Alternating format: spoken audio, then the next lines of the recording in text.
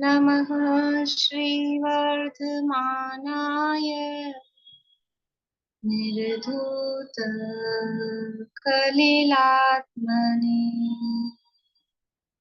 सालोकानां त्रिलोकानां यद्विद्यादर्पणाय ते यद्विद्यादर्पणाय ते सकल पाप मल प्रक्षालक श्रीवर्धमान को करुण मन लोकालोक प्रकाशित करने जिनकी विद्या है दर्पण जिनकी विद्या है दर्पण। श्लोक पाठ करेंगे ये जो कल बोले थे अपने, श्लोक नंबर 69 और 70। मैं बोल रही हूँ एक बार। मकराकर सरिदटवी गिरिजन पद योजनानि मर्यादाः प्राहुर्दिशां दशानां प्रतिसंहारे प्रसिद्धानि अवधेर्बहिरणुपाप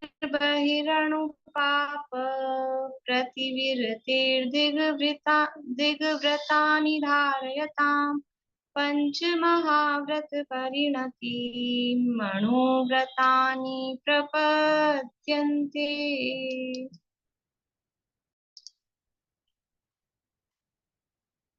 रत्नकरण शावकाचार्य नामक ये ग्रंथ है, आचार्य महाराज समंतधर स्वामी द्वारा रचित। इसके अंतर्गत चतुर्थ गुणव्रत अधिकार अपना चल रहा है और यहाँ गुण व्रतों का स्वरूप बताया जा रहा है कि जो अणुव्रतों में जो व्रत लिए गए हैं, व्रत तो है मुख्य रूप से, जो अणुव्रत है या महाव्रत है वो है व्रत। अब उनके सपोर्टिंग और जो लिए जा रहे हैं तो उन्हीं को गुण व्रत या शिक्षा व्रत कहा जा रहा है। तो उन्हीं व्रतों में और जो वृद्धि कर रहे हैं, उनको अणुग्रहणार्थ बढ़ा रहे हैं, वो गुण व्रत हैं। और वो गुण व्रत कौन कौन से हैं? कौन कौन से हैं? 3 गुण व्रत।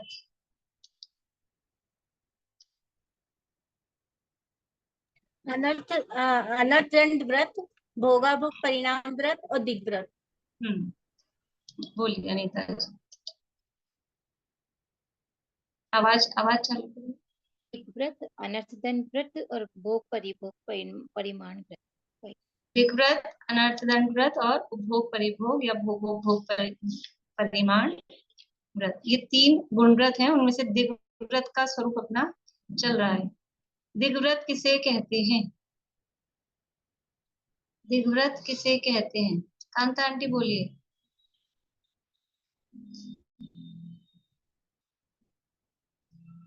आवाज आवाज नहीं चालू हुई।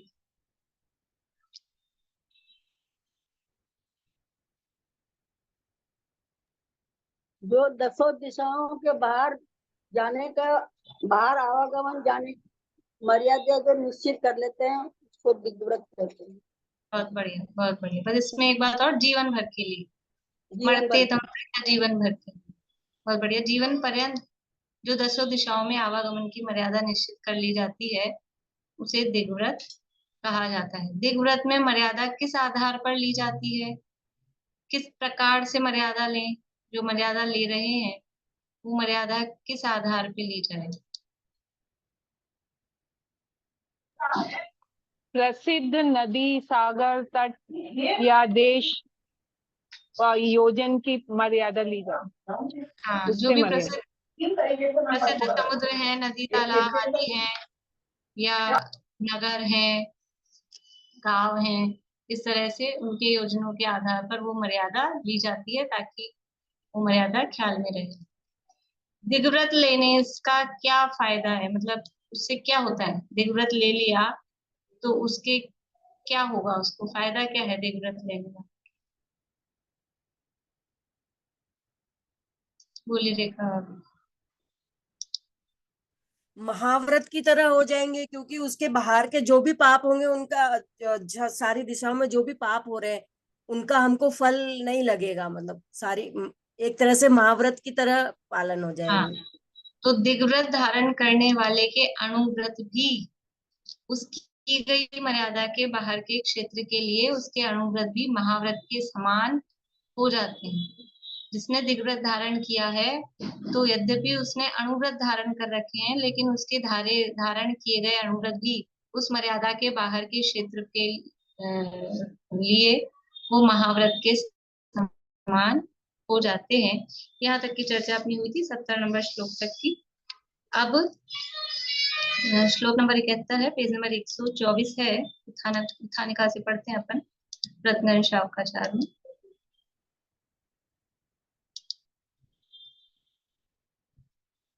अब कहते हैं कि जिसने क्षेत्र की मर्यादा ली है उसके अणुव्रत को सीमा के बाहर के क्षेत्र में महाव्रत पने की परिणति को प्राप्त होना क्यों कहते हो? मर्यादा के बाहर साक्षात महाव्रत ही कहो। ठीक है, प्रश्न समझ में आया?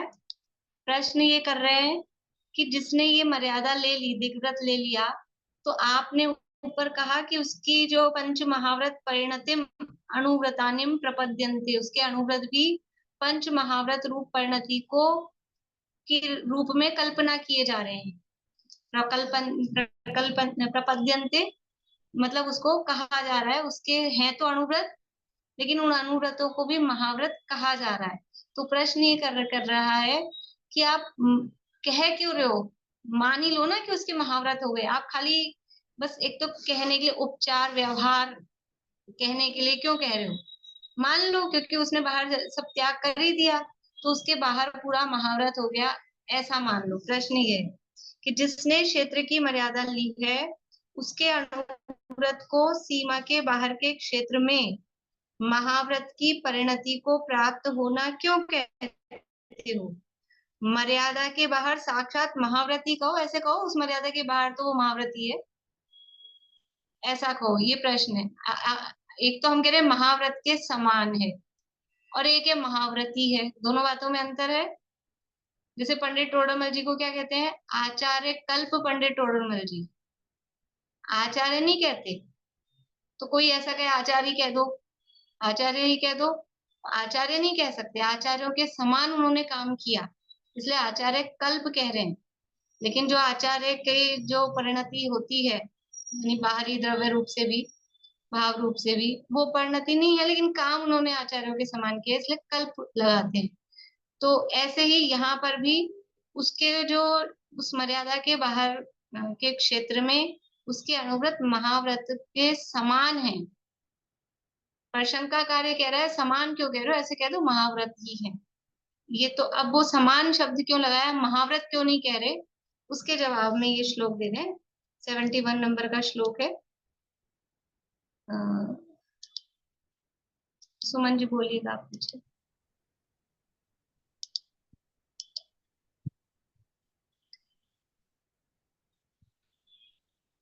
प्रत्याख्यान तनुवत् तनुत्वान्, प्रत्याख्यान तनुत्वान्, प्रत्याख्यानतनुत्वान् मंदतराश्चरण मोह परिणामः, मन्दितराश्चरणमोहपरिणामः सत्त्वेन दुरवधारा, सत्त्वेन दुरवधारा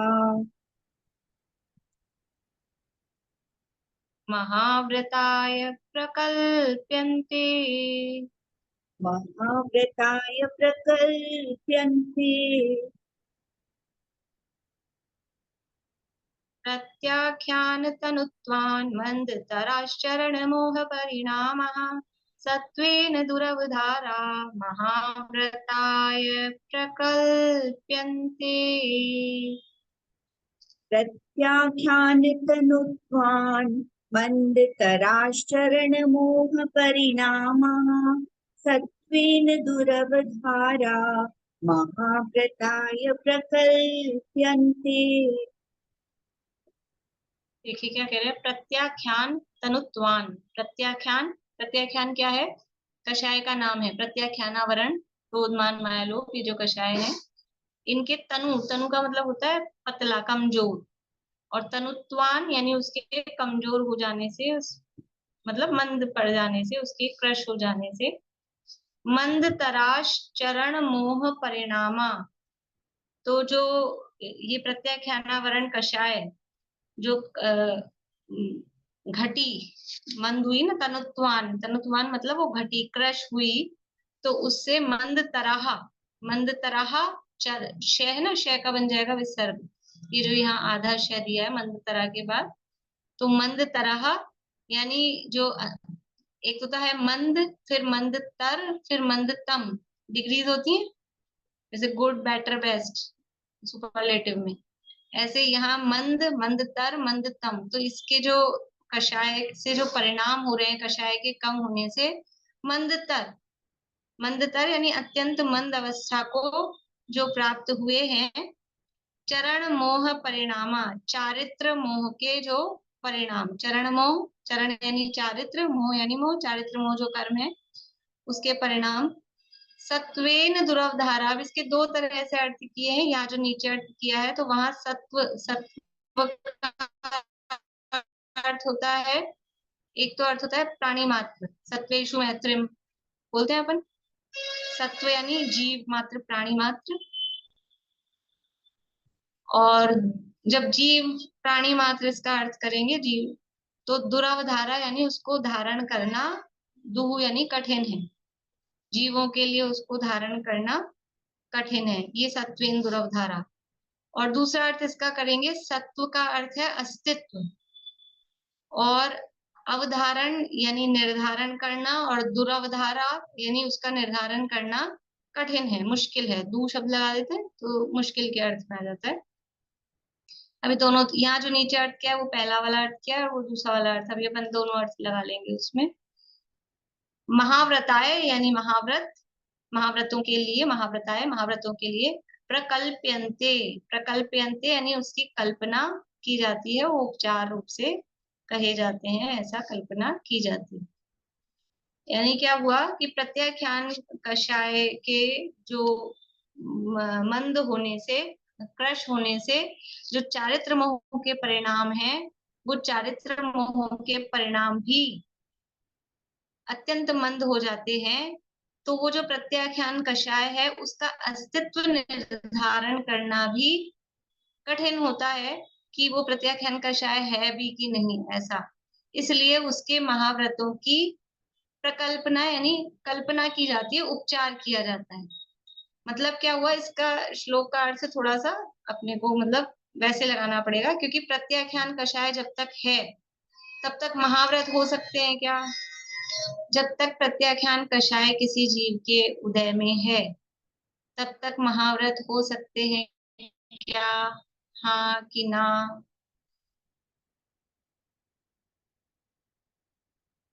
नहीं हो सकते। क्यों नहीं हो सकते? ना तो सब कर रहे हैं, क्यों नहीं हो सकते? बोलिए आभा जी। मतलब पूरी तरह कसाई छुट्टी नहीं है ना, थोड़ी बहुत कसाई है प्रत्याख्यान थोड़ी बहुत वरण का क्या जैसे मतलब? प्रश्न कुछ ये है कसाई कि प्रत्याख्यानावरण कषाय के उदय में महाव्रत क्यों नहीं हो सकते? प्रश्न ये है, आपने मना किया ना कि नहीं हो सकते, तो हाँ, क्यों नहीं हो सकते? क्योंकि उसके में जीव में कसाई है ना, जीवन में अभी। बोलिए अर्चना जी। तीन कसाय चौकड़ी का अभाव होने पर ही इतने मंद परिणाम होते हैं संचलन वाले, तब महाव्रत धारण करना है। बढ़िया। महाव्रतों का धारण जब इस कषाय का भी अभाव हो जाए, तीन कषाय चौकड़ी का अभाव होने पर महाव्रतों का धारण होता है। अनंतानुबंधी, अप्रत्याख्यानावरण, प्रत्याख्यानावरण, इन तीनों का पूरा अभाव हो जाए, अभाव मतलब उदय का अभाव, इन तीनों के उदय के अभाव में महाव्रत होते हैं। अब प्रत्याख्यानावरण का भले ही मंद उदय है, लेकिन उदय है ना, उसका उदय मंद हो गया। अब यहाँ दोनों बातें से समझ में आ रही है कि प्रत्याख्यानावरण कषाय के उदय मंद हो जाने से, तो वो जो चारित्र मोह संबंधी परिणाम है यानी जो कषाय के परिणाम है वो भी मंद हो गए हैं। तो वो मंद हो गए हैं तो ऐसा लगता है कि है नहीं, मंद हो गए तो ऐसा लग रहा है कि उस तरह की कषाय है नहीं, लेकिन मंद हुए हैं, अभाव नहीं हुआ।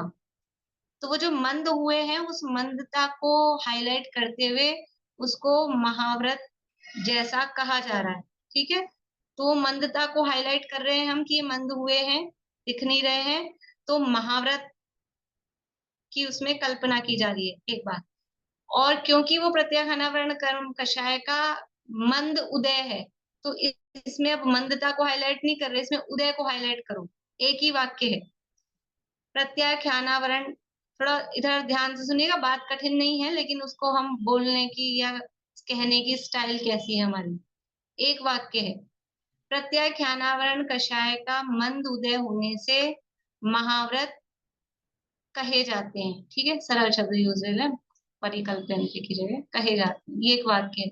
अब जब हम इसमें प्रत्याख्यानावरण कषाय का मंद, मंद को हाईलाइट करेंगे, है ना, मंद को, तो वो महाव्रत हाईलाइट होगा उधर से कि महाव्रत, क्योंकि ये मंद दिख रहे हैं ना, इसलिए इधर से महाव्रत जैसे लगते हैं। और जब इसमें हम प्रत्याख्यानावरण कषाय के मंद उदय, उदय को देखेंगे हाईलाइट मुख्य करके कि मंद हो भले ही लेकिन उदय है, तो वो उदय है इसलिए वो महाव्रत कहे जाते हैं, है नहीं, वास्तविक नहीं। समझ में आई बात, लिख के बताऊं, समझ में आई कि प्रत्याख्यानावरण कषाय के उदय में महाव्रत हो नहीं सकते हैं, महाव्रत होते हैं प्रत्याख्यानावरण कषाय के उदय के अभाव में। अब यहाँ क्या है,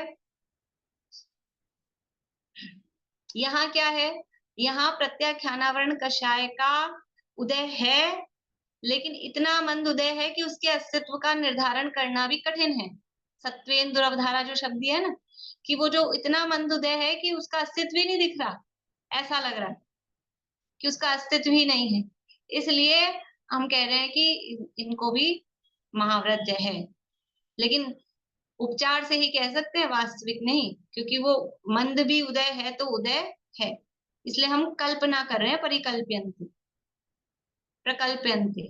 ठीक है, और दूसरा जो अर्थ है कि प्रत्याख्यान कषाय के अत्यंत मंद उदय के कारण चारित्र मोह के मंदतर उदय में होने वाला जो महाव्रत का परिणाम है, वो कह रहे हैं सत्वेन दुरवधारा, वो जीवों के द्वारा अत्यंत कष्ट करके भी धारण नहीं किया जाता है, इसलिए उनको महाव्रतों की कल्पना करते हैं। तो मुझे तो जो अभी अपन ने पहला अर्थ किया ना वो ज्यादा, जबकि यहाँ दूसरा वाला ये लिखा है, लेकिन वो ज्यादा मतलब, हाँ, मैं अपना बता रही हूँ, वो ज्यादा ठीक लगता है, लेकिन यहाँ लिखा है और भी बुक्स में यही वाला लिखा है कि वो, लेकिन वो उसका वो उतना मंद उदय उसका हो गया कि उसका अस्तित्व ही नहीं दिख रहा है, अस्तित्व ही नहीं दिख रहा है, इसलिए हम उनमें महाव्रतों की कल्पना कर रहे हैं।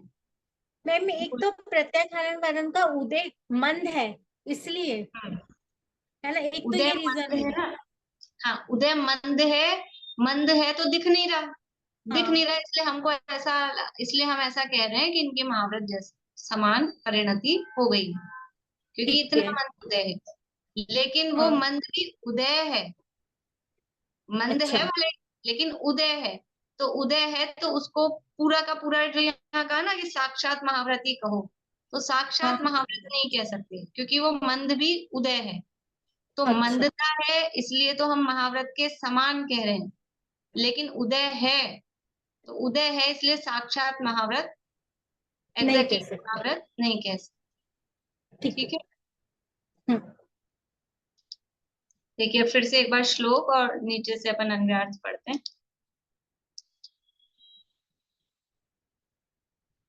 प्रत्याख्यान तनुत्वान मंदतराः चरण मोह परिणामः सत्वेन दुरवधारा महाव्रताय प्रकल्प्यन्ते। अणुव्रति गृहस्थ के सकल संयम की विरोधी, देखो यहाँ लिखा सकल संयम की विरोधी प्रत्याख्यानावरण कषाय, यानी सकल संयम यानी महाव्रत जो है वो सकल संयम रूप है, उसकी विरोधी यानी उसका घात करने वाली वो कषाय है प्रत्याख्यानावरण। यानी जब तक प्रत्याख्यानावरण का थोड़ा भी उदय है, अत्यंत मंद भी उदय है, तो भी सकल संयम या महाव्रत नहीं हो सकते। तो सकल संयम की विरोधी प्रत्याख्यानवर्ण कषाय के मंद उदय के कारण चारित्र मोह के मंदतर यानी संज्वलन कषाय के उदय में होने वाला जो महाव्रत का परिणाम, यानी उसके, क्योंकि अभी प्रत्याख्यानवर्ण कषाय का उदय है, भले ही मंद हो लेकिन उदय है, और जो महाव्रत का जो परिणाम है वो कैसा होता है, चारित्र मोह के मंदतर उदय में, यानी संजुलन कषाय के उदय में होता है। महाव्रत का परिणाम होता है संजुलन के उदय में। चारित्र मोह का मंदतम, यहाँ मंदतर उदय है,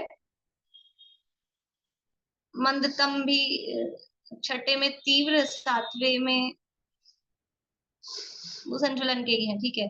चारित्र मोह के मंदतर यानी संचुलन कषाय के उदय में होने वाला महाव्रत का परिणाम जीवों के द्वारा महाकष्ट करके भी धारण नहीं किया जा सकता है। कि जो महाव्रत का परिणाम है वो संजुलन कषाय के उदय में होता है, चारित्र मोह के मंदतर उदय में होता है। और अभी उसके उदय कौन सा चल रहा है, अभी उदय चल रहा है प्रत्याख्यानावरण का, भले ही मंद हो लेकिन प्रत्याख्यानावरण का है। तो प्रत्याख्यानावरण के उदय में वो महाव्रत का परिणाम नहीं होता है, और ये जो महाव्रत का परिणाम है ये जीवों के द्वारा दुरवधारा, मतलब बहुत मुश्किल से भी वो धारण नहीं किया जा सकता है, इसलिए उसमें महाव्रतों की कल्पना करते हैं। देखिए भावार्थ में और कहा है थोड़ा, मतलब मेन के जो अनुव्रत के बाद जो दिग्व्रत धारण किया, तो उसके बाद उन्होंने इतना पुरुषार्थ किया, इतना पुरुषार्थ करने के बावजूद, मतलब इतनी मेहनत के बावजूद भी वो महाव्रती नहीं हो सकते। जो कठिन शब्द जो आ रहा है यहाँ पे, इसका ये मतलब हो रहा है।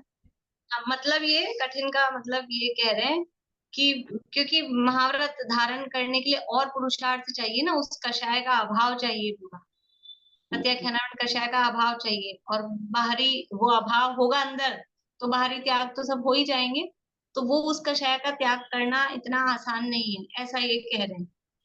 और वास्तविकता भी है कि जीवों को बिल्कुल तीनों कषाय का अभाव हो जाए, इतनी कषाय की मंदता हो जाए कि घर गृहस्थी के प्रति, वस्त्रादि के प्रति, परिग्रह के प्रति पूर्ण रूप से ही राग छूट जाए। अभी तो जाने आने की मर्यादा ली है और ये पूरा ही राग छूट जाए इस तरह से, तो वो और मुश्किल पड़ता है। यही मुश्किल पड़ता है तो वो और मुश्किल पड़ता है, इसलिए उसकी दुर्लभता बताई। तो सत्वेन दुरवधारा का मतलब इसका क्या होगा, मेन मीनिंग, इसका अर्थ क्या लिखेंगे हम लोग? दोनों ही तरह से लिखेंगे, क्योंकि यहाँ पे भी ये दिया है, यहाँ पे ये दिया है, मतलब और वो जैसे जो मैं, दूसरी जो है ना अपनी सांगानेर वाली, हाँ, उसमें वो दिया है जो मैंने दूसरा वाला बताया है ना, तो दुरवधारा का लिखा धारण करना कठिन है कि क्या? निर्धारण और धारण तो एक ही चीज हो गई। निर्धारण और धारण एक चीज नहीं, एक तो महाव्रतों को धारण करना, ग्रहण करना, और निर्धारण करना मतलब उसका अस्तित्व स्वीकार करना, देखना, दोनों में अंतर है, थोड़ा अंतर आएगा भाव में। और अर्थ दोनों दिए हैं, मतलब दोनों अलग अलग ग्रंथों में दिए हैं, ऐसा नहीं कि मैंने मन से बताया है। जो सांगानेर वाली आपके पास भी होगी, वो 12 वर्षीय जो हाँ, पाठ, मेरे पास है। उसमें वो वाला दिया है तो मैं और इस सत, वाला दिया है। सत का मतलब अस्तित्व होगा कि यहाँ पे जीव होगा? दोनों का क्या होगा सत मतलब? दोनों लगा रहे ना, जब हम अवधारण का अर्थ निर्धारण कर रहे हैं तब उसका अर्थ अस्तित्व लगा रहे हैं, और जब अवधारण का अर्थ हम धारण करना लगा रहे हैं तो उसका अर्थ सत्वेन जीवों के द्वारा, ऐसा। अभी तो ये देखते हैं, फिर कोई संस्कृत वाले विशेष मिलेंगे तो अगर वो कोई पर्टिकुलर एक ही बता देंगे कि यही अर्थ होता है। अभी मेरे कोई मिलना नहीं हुआ किसी से, तो और एग्जैक्टली पूछ लेंगे, संस्कृत के आधार पर कोई बता देंगे तो। बाकी दोनों, क्योंकि दोनों ग्रंथों में दिए हैं, मतलब छपी हुई किताबों में दिए हैं, तो उस आधार पर दोनों दिए। भावार्थ,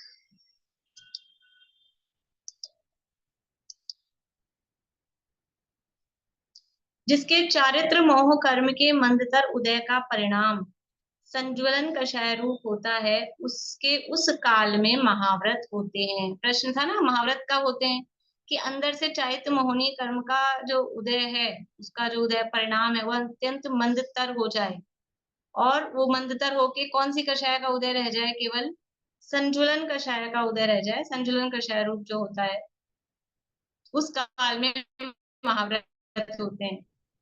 यदि प्रत्याख्यानावर्ण का उदय है तो महाव्रत नहीं हो सकते। अच्छा, यदि अप्रत्याख्यानावर्ण का उदय है तो अप्रत्याख्यानावर्ण का उदय है तो क्या नहीं हो सकता? अप्रत्याख्यानावर्ण का यदि उदय चल रहा है तो क्या नहीं हो सकता? बोलिए सरोज भाभी। महाव्रत नहीं हो सकते। अप्रत्याख्यानावर्ण महाव्रत तो अभी कहा ना, प्रत्याख्यान। मतलब अप्रत्याख्यान का उदय होने पे महाव्रत नहीं होंगे, क्योंकि अभी कषाय थोड़ी है बाकी। महाव्रत तो नहीं होंगे, बात ठीक है, लेकिन और भी कुछ है। शीला भाभी। वो अनुव्रत के भी धारी नहीं होंगे। हाँ, अणुव्रत ही नहीं हो पाएंगे। अप्रत्याख्यानावर्ण का उदय है ना अगर, तो वो चौथे गुण स्थान ही रहेगा। अणुव्रत भी नहीं हो पाएंगे, तो अणुव्रत ही नहीं हो पाएंगे तो अभी आगे तो बात ही क्या है। और प्रत्याख्यानावर्ण का उदय होगा तो महाव्रत नहीं हो सकते। इनकी परिभाषा ही ऐसी, इनके नाम ही ऐसे दिए हैं। अप्रत्याख्यान आवरण, अ यानी थोड़ा सा भी, प्रत्याख्यान यानी त्याग, थोड़ा सा भी त्याग करने में जो आवरण डाले, यानी इतना सा भी देश त्याग, अणु रूप से त्याग भी जो नहीं करने दे, वह है प्रत्याख्यानावरण। और प्रत्याख्यानावरण की प्रत्याख्यान पर आवरण डाले, पूर्ण त्याग पे जो आवरण डाले, यानी पापों का पूर्ण रूप से त्याग नहीं करने दे, तो महाव्रतों का धारण नहीं करने दे, वो प्रत्याख्यानावरण। और संज्वलन, जो संयम के साथ भी जलती रहनी, जिसके होने पर चारित्र महाव्रत आदि की परिणति होती रहे, यथाख्यात का घात करे पर महाव्रत आदि रूप परिणति का घात नहीं करे, वो संज्वलन कषाय। उनकी परिभाषाएं ऐसी है। तो जिसके चारित्र मोह कर्म के मंदतर उदय का परिणाम संज्वलन कषाय रूप होता है, उसके उस काल में महाव्रत होते हैं। गृहस्थ देश प्रति के प्रत्याख्यानावरण का उदय विद्यमान है, इसलिए संज्वलन कषाय के मंद उदय रूप परिणाम बहुत कष्ट से भी होना दुर्लभ है। मतलब दोनों अर्थ सही है कि ये जो संज्वलन कषाय के जो परिणाम है, मंदतर परिणाम, वो जीवों के होना वो बड़ा मुश्किल है, वो कष्ट से भी होना दुर्लभ है। और इसी कारण से समस्त पापों का त्याग होने पर भी महाव्रत नहीं होते हैं, सिर्फ महाव्रतों की कल्पना ही करते हैं। महाव्रत तो प्रत्याख्यानावरण कषाय के उदय का अभाव होने पर ही होते हैं। यहाँ केवल कल्पना की है कि वो कषाय अत्यंत मंद हो गई है, तो मंद कषाय होने पर महाव्रतों की कल्पना की है। वास्तव में तो महाव्रत प्रत्याख्यानावरण कषाय का उदय भी जब पूरा खत्म हो जाए तभी महाव्रत होते हैं। अब महाव्रत कैसे होते हैं यह श्लोक द्वारा कहते हैं। 72 नंबर का श्लोक है। रेणु जी आप बोलिएगा पीछे। पंचानां पापानां हिंसादीनां मनोवचः काये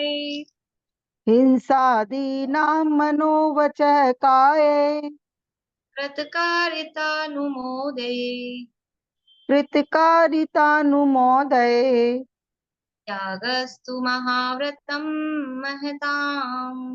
त्यागस्तु महाव्रतं महताम् पंचानां पापानां हिंसादीनां मनोवचः कायै कृतकारितानुमोदये त्यागस्तु महाव्रतं महताम्। पंचानां पापानां हिंसादीनां मनोवचकायै कृतकारितानुमोदये त्यागस्तु महाव्रतं महताम्। एक ही परिभाषा दे रहे हैं कि महाव्रत किसे कहते हैं या कैसे होते हैं। पंचानाम पापानाम, पंचानाम यानी 5, पापानाम यानी पापा नाम, पापा, पापा यानी पापा नहीं, पापों का, 5 पापों का। हिंसादी नाम यानी हिंसादी, हिंसादी 5 पापों का। मनोवचः कायै, मन वचन और काय।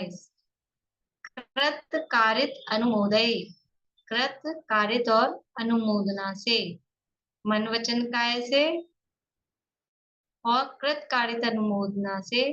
त्यागः तु महाव्रतम महताम, त्याग है यानी उसका त्याग करना, महाव्रतम यानी महाव्रत, महताम, महताम यानी महापुरुषों के। क्या कह रहे हैं? हिंसादि 5 पापों का मन वचन काय से, कृत कारित अनुमोदना से जो त्याग होता है वो महापुरुषों का महाव्रत कहलाता है, या महापुरुषों के वो महाव्रत होता है ऐसा। या जो 5 पापों का, हिंसा आदि 5 पापों का मन वचन काय कृत कायिक अनुमोदना से त्याग करते हैं, उन महापुरुषों के महाव्रत होते हैं। ये दिया निश्चय, जो हिंसादि 5 पापों का मन वचन काय पूर्वक कृत कायिक अनुमोदना द्वारा त्याग करते हैं, उन महापुरुषों के महाव्रत होते हैं। यानी 5 पापों का पूर्ण रूप से त्याग, और पूर्ण रूप से त्याग का मतलब क्या है? खाली हाथ से करना उसका नाम नहीं, शरीर से नहीं करना, वचनों से नहीं करना, मन में नहीं करना। हम पाप का त्याग करते भी ना मुख्य रूप से तो केवल कायिक शारीरिक पापों का त्याग करते हुए, शरीर से, अपने अपने हाथ से, अपने शरीर के माध्यम से कोई जीव नहीं मर जाए। और शब्दों में हिंसा भी इस तरह से कई प्रकार की होती है, शारीरिक हिंसा, वाचिक हिंसा, मानसिक हिंसा, ऐसे मतलब ये तो उसमें भी करते हैं साहित्य आदि में भी। तो शब्दों से जो कर्कश कठोर इस तरह के शब्द बोलना ये वाचिक हिंसा है, दूसरे का दिल दुखाना हिंसा है। इसलिए अपने जो परिभाषाएं दी है ना किसी भी चीज की, समझ लो हिंसा की जो परिभाषा है वो इतनी वाइड, इतनी व्यापक है कि आप और मतलब कुछ भी नहीं छूटेगा उसमें से। दूसरे का दिल दुखाना हिंसा है, इसमें वाचिक हिंसा, और आत्मा में मोह राग द्वेष की उत्पत्ति होना तो ये मानसिक हिंसा सब आ जाएगी। तो शारीरिक हिंसा तो है ही है। तो मन से हिंसा, झूठ चोरी कुशील परिग्रह, मन से शरीर से नहीं, वचनों से नहीं, मन से भी नहीं, मन में भी वैसे भाव नहीं आए। देखो अब अपने ये इसलिए अभी वो कह रहे हैं महाव्रतों को धारण करना इतना कठिन क्यों है, क्योंकि ऐसी परिणति अभी अपने को ऐसा लगता है मन में तो आ ही रहा है, मन से मतलब कितना ही हम बाहर में त्याग कर दें और बहुत दिनों का, बहुत सालों का अभ्यास हो जाए, फिर भी कभी कभार मन में आ जाता है। आ जाए, मान लो वर्षों से रात्रि भोजन नहीं किया हो, रात में पानी भी नहीं पिया हो, फिर भी ऐसा कभी हो जाए कि भूख का विकल्प आ जाए, प्यास लगने लग जाए, तो वो ये चीज की मन में भी नहीं आए, वचनों में भी नहीं आए, शरीर से तो बात ही नहीं। तो ये परिणति कब बनती है? अपने आप होती है। कब होती है? कि ये 3 कषाय चौकड़ी का अभाव हुआ ना, अनंतानुबंधी, अप्रत्यय ख्यानावरण, प्रत्यय ख्यानावरण, 3 कषाय चौकड़ी का अभाव होने से अपने आप ही वो परिणति इस तरह की होती है। इसीलिए कह रहे हैं कि वो मुश्किल है कि ये इस तरह से वो त्याग हो जाए, कि बाहर में त्याग कर देना इतना कठिन नहीं है, लेकिन मन वचन काय पूर्वक ये 3 कोटि, और फिर साथ में कृत कारित अनुमोदना पूर्वक। एक बार शायद इसमें रत्नगन शावकाचार में चला था आपने, तो मैंने आप लोगों से थोड़ा सा कराया था एक्सरसाइज, इसी की बात है जहां तक मुझे ध्यान आ रहा है कि इसको 9 कोटि बोलते हैं ना, मन वचन काय कृत कारित अनुमोदना, इनको आपस में गुणा करो तो 9 हो जाते हैं। लेकिन कैसे हो जाते हैं? बोल दिया मुंह से 3 गुणा 3 इज इक्वल्स टू 9। तो मन कृत, मन कारित, मन अनुमोदना, फिर वचन कृत, वचन कारित, वचन अनुमोदना, काय कृत, काय कारित, काय अनुमोदना, ऐसे करके 9 हो गए। तो मन कृत कैसे होते हैं, मन कारित कैसे होते हैं, मन से अनुमोदना कैसे होती है, फिर वचन कृत कैसे होता है, सोचना है आप लोगों को बैठ के, और लिखना भी है। लिखेंगे नहीं जब तक तो सब घालमेल दिमाग में हो जाएगा। कि कोई भी पाप शरीर कृत, शरीर कारित और शरीर अनुमोदना, जब तक हम मतलब ये ऐसे मजाक वाली बात नहीं है, ये कोई ड्राइंग वाला ऐसा कोई मैं आपको काम नहीं देती हूँ। वो भी मतलब उसमें कोई बात नहीं, उसमें भी अपना अपन उपयोग लगा सकते हैं, दिमाग लगा सकते हैं, लेकिन ये हम लिखेंगे तो हमारा चिंतन बढ़ेगा, और चिंतन बढ़ेगा और हमको समझ में आएगा कि अरे यहाँ भी पाप हो रहा था, ये अपने को पता ही नहीं चल रहा था कि ऐसे भी पाप हो रहा है। इसलिए इसलिए बोल रही हूँ। बाकी ऐसा कोई मुझे खाली लगाए रखना है तो इसलिए आपको कोई काम देना है, ऐसा नहीं है। लेकिन जो उपयोगी है, वास्तव में उपयोगी है, खाली हम विचार करते हैं ना तो विचारों में से मिक्स हो जाता है ऐसे, जब तक उसको नोट डाउन नहीं करेंगे ना तब फिर पता लगेगा ये तो सेम ही बात है, कहीं एक सी होगी तो लिखिएगा। 9 ही तो वाक्य लिखने, 9 चीजों के, 9 लाइन लिख सकते हैं बैठ के, 10-15 मिनट में सोच सकते हैं, दिन भर उसको सोच सकते हैं, फिर जब भी समझ आ जाए तब लिख देना, बगल में रख लेना कॉपी पेन कहीं आसपास। ठीक है, तो ये 9 प्रकार से किस प्रकार से पाप होते हैं। तो ये पूरा 9 कोटि से जो पापों का त्याग करते हैं उन महापुरुषों के महाव्रत होते हैं। इस प्रकार से ये हुआ। अब दिग्व्रत के 5 अतिचार और फिर अनर्थ दंड का स्वरूप आगे करेंगे, इसकी चर्चा आगे करेंगे। बोलिए रेणु जी। मैम आप 6ठे अध्याय में करवाए थे वो आद्यम समारंभ समाप्त, इसमें करवाए थे। 6ठे अध्याय में करेंगे, ठीक। जय श्री